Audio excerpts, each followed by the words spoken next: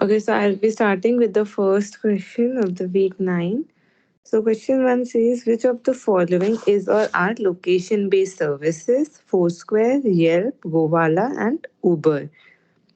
So, I'll first discuss. So, these are all apps or websites that are open to users, that are open to public for use. So, Foursquare is basically an app that allows users to share their location and explore nearby places, provide recommendations and reviews based on their activity and location data. So, obviously, Foursquare um, is a location based service. Second is Yelp.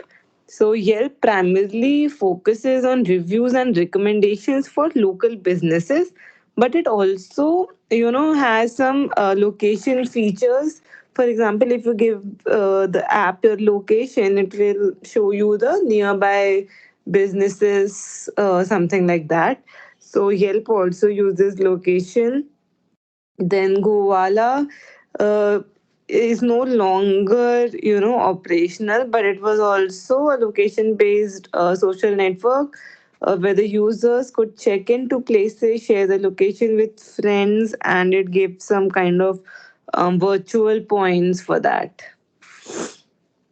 And then it's Uber. All we all know Uber is a cab service app where we share our location and the driver uses GPS to track us and then drop us to the location. So yeah, so all of these are location based services.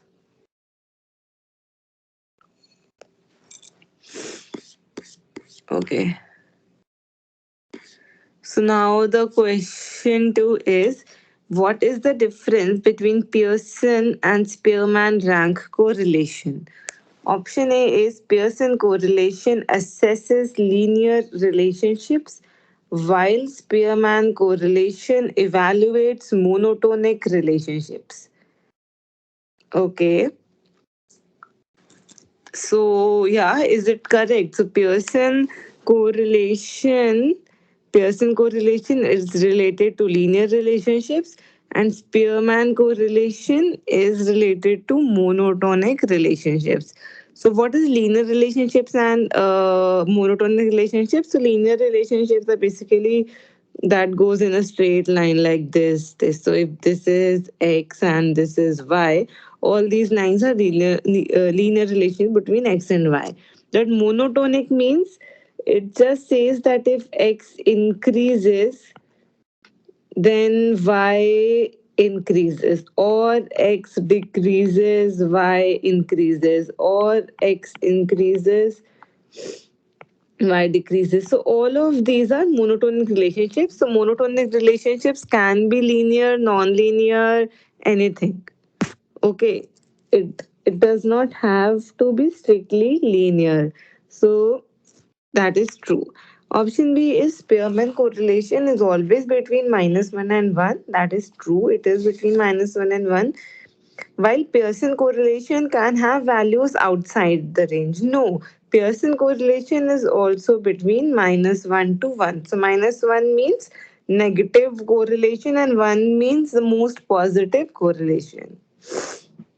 Option C is Spearman correlation is calculated using a formula involving the sum of squared differences, while Pearson correlation is based on the product of Z scores. So both of them are more or less calculated using the mean values. So the statement is not correct and all of the above is not correct. So basically option 2 is correct.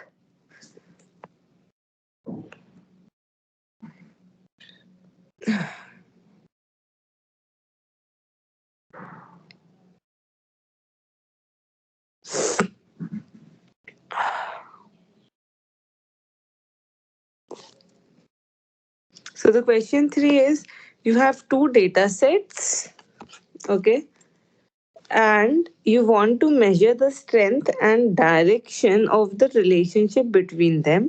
One set of data consists of the ranks or ordinal values of the observations, while other set consists of continuous numerical data. Which correlation coefficient is most appropriate for this scenario? So, what we do is Pearson correlation is used for continuous numerical data. Okay, but Spearman rank needs values in ranking order. So it requires ranks, it requires data. Now the question says it has ranks. So it has ranks as well as continuous values. So, which will we use? So, we will use Spearman's rank because Pearson correlation cannot uh, val- uh, calculate correlation with the help of ranks.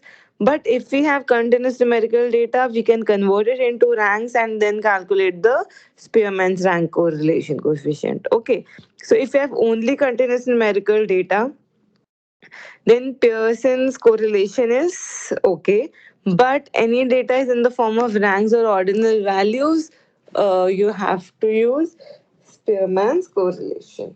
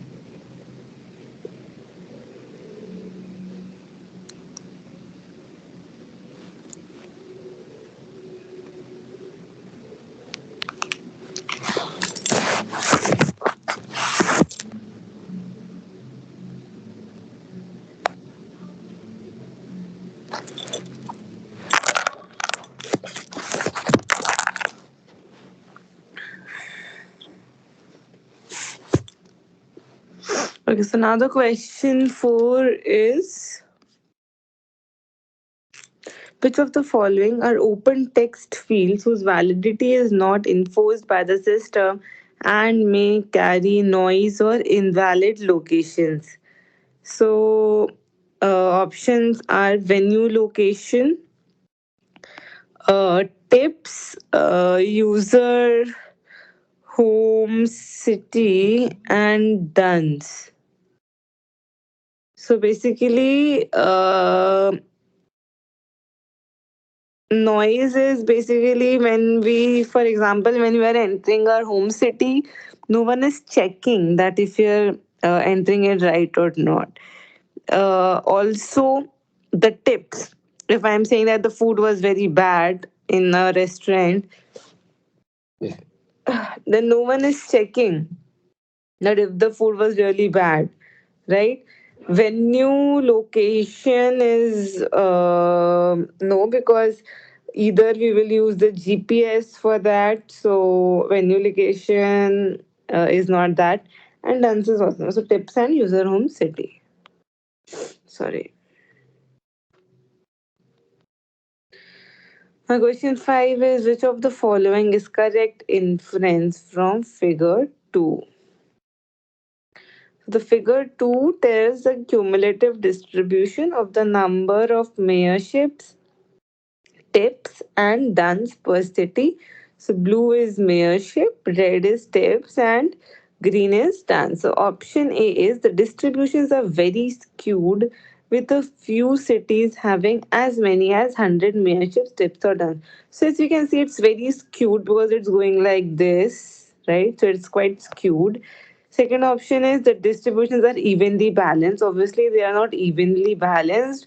Third is these are normally distributed. No, these are not normally distributed. So normal distribution is something like this. If this is the curve, right? This is the normal distribution. So if we just ignore the second part also, we can say the first option is correct, but we will see the second part also, with a few cities having as many as 100 mayorships, tips, or duns. So yeah, we can see that few cities, when we are saying 100, there are only few cities that are having 100 mayorships, tips, or duns, and all of that are more than that, right? So, okay, option A is the correct option.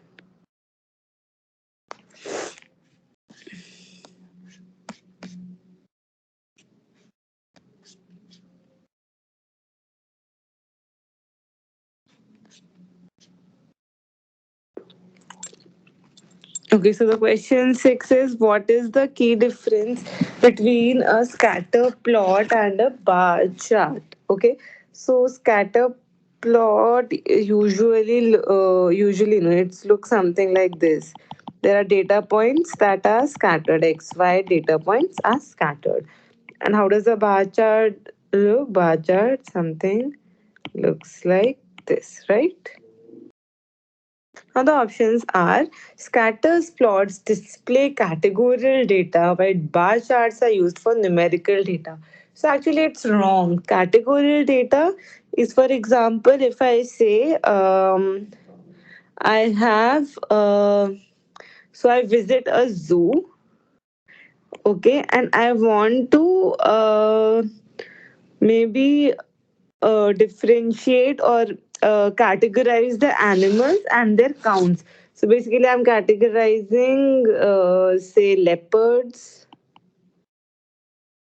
then say elephant, then lion, then monkeys, like that. Okay.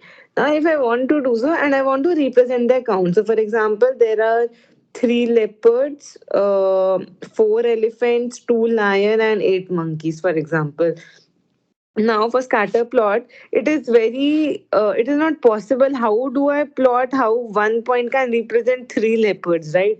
But if we do a bar chart, so here it say this is leopard, now this is elephant, this is lion, this is monkey, and so this is three, this is four, then this is two, like that. Okay. So, scatter plots display what? Numerical data. This is numerical data, and this is categorical data.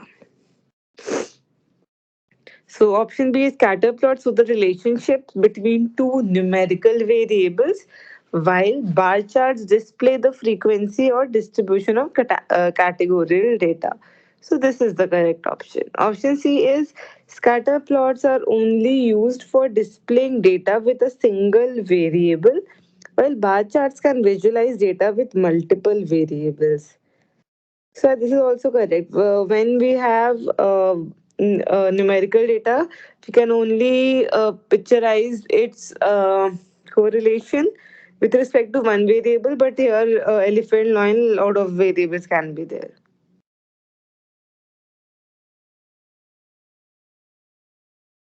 Now, question 7 is which of the following is publicly available data on Foursquare? So, mayorships are publicly available, tips are publicly available, uh, duns are publicly available, check ins are publicly available. All of these are publicly available.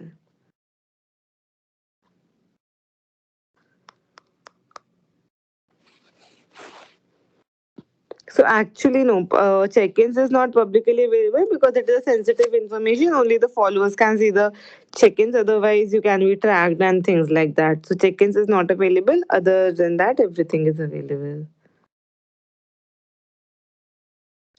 Now, which plot is shown in the below figure? So the below figure shows. What is happening?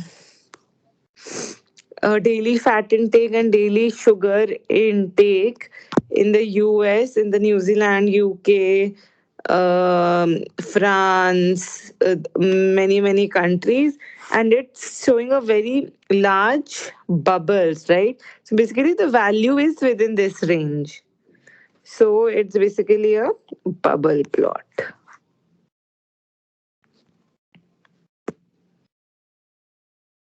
Question 9 is what is the primary characteristic of location based social networks?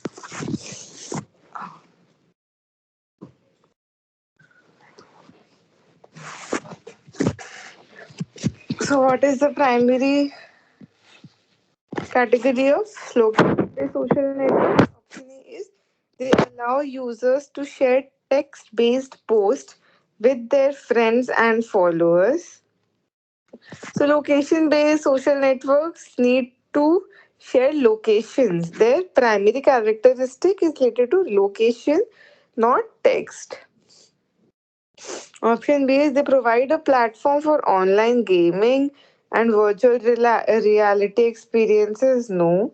Option C is they enable users to connect with others and share their physical locations and activities. Yeah, this is the correct option. So basically, what these websites try to do is they try to connect people based on their physical location. So, for example, if I see someone checking in a restaurant near me and writing good things about it, I'll most probably go to that place, check it out, or maybe make new friends there because he was there, so I should also go there. Things like that. Okay. Option D is they focus exclusively on professional networking and job searching. No, one such platform may be LinkedIn, but not location based networks. So, as discussed in lecture, choose the correct inferences of the figures. Here, mayorships blue, tips red, and duns green. You can also refer this PDF, which is a paper published. So option A is in figure 4, that is the left figure, the distribution of minimum interactivity times is very skewed towards short period time with almost 50% of the users posting consecutive tips or turns 1 hour apart. So we can see here there are some gaps, right? Here there are some gaps, but as we go towards the skewed line, the gaps are very less, and we can no see any gap, right? So we can almost say that 50% of users are posting in a time difference of 1 hour. This is 1 hour difference, the x-axis. So yeah, this is correct. Now again in figure 4, on average, median and maximum users do tend to experience very long periods of time between consecutive tips and duns. For example, around 50% of the users have an average interactivity time of at least 450 hours, whereas around 80% of the users have a maximum interactivity time above 167 hours. So maybe this is not very clear, the total, the very exact figures is not very clear in the graph, but if you do go through the paper and try to understand, then you will see that this option is also correct. Option C is in figure 5, around 36% of the users have average and maximum displacements of 0 kilometers, indicating very short differences. So, yeah, we can see that this is the spatial difference in kilometer. Again, there is very, very small gaps between them. So, we see that very less distance. And however, 10% users have a maximum displacement ability. This is also correct. So I highly recommend that you go through the paper. You will understand better. The text is also written and explained very clearly, referencing the figures. So this is all.